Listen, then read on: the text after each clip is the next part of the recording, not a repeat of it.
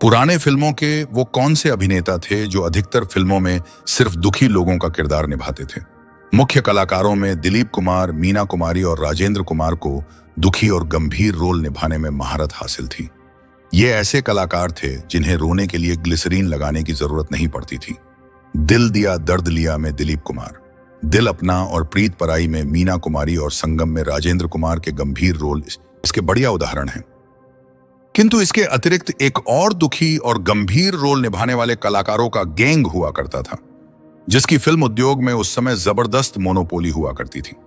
इन कलाकारों की प्रतिभा ऐसी थी कि दिलीप कुमार और मीना कुमारी आदि को भी आंसू बहाने के मामले में पीछे छोड़ देते थे। दिलीप कुमार और मीना कुमारी को दुखी रोल की बहुलता का विपरीत असर उनकी वास्तविक जिंदगी में पड़ने लगा था, जबकि यह गैंग इन सभी साइड इफेक्ट्स से परे थी।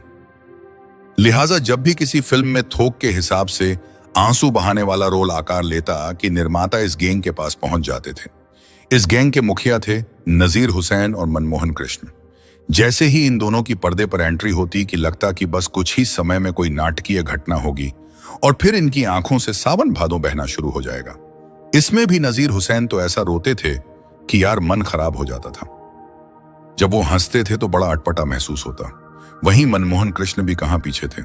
फिल्म धूल का फूल में उनको देखने के बाद जब फिल्म 20 साल बाद में उनको देखा तो ऐसा झटका लगा था कि पूछो ही मत। सोचा कि कहीं गलती तो नहीं हो गई। 2-3 बार फिल्म देखी तब विश्वास हुआ कि मेरी आंखें धोखा नहीं खा रही हैं। बाद में अवतार, किशन हंगल और सत्येन कप्पू ने भी इस गैंग की परंपरा को आगे बढ़ाने में अपना अमूल्य योगदान दिया। हालांकि वे इस गैंग में आते जाते रहते थे, किंतु फिल्म शोले में निभाए किरदारों ने इनकी एक स्थायी पहचान बना दी। इस गैंग की अभूतपूर्व डिमांड बढ़ाने में सबसे अहम योगदान लीला चिटनिस और सुलोचना का था, जिन्होंने विभिन्न फिल्मों में नायक की दुखियारी मां का किरदार निभाया।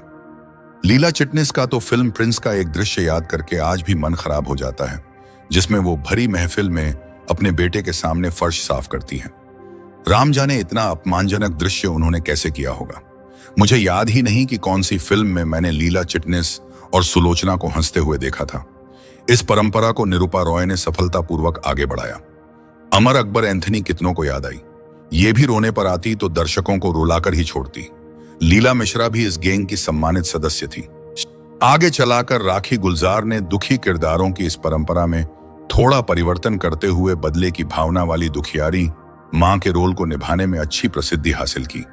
हालांकि मुझे याद है कि रोने धोने में वे अपने पूर्वजों से किसी भी तरह से कम नहीं थी। राम, लखन, कर्ण, अर्जुन, खलनायक इसके बेहतरीन उदाहरण हैं। इसीलिए मेरी पसंदीदा स्वललित पवार थी, क्योंकि ये रोती नहीं थी बल्कि औरों को रुलाने वाले किरदार निभाती थी।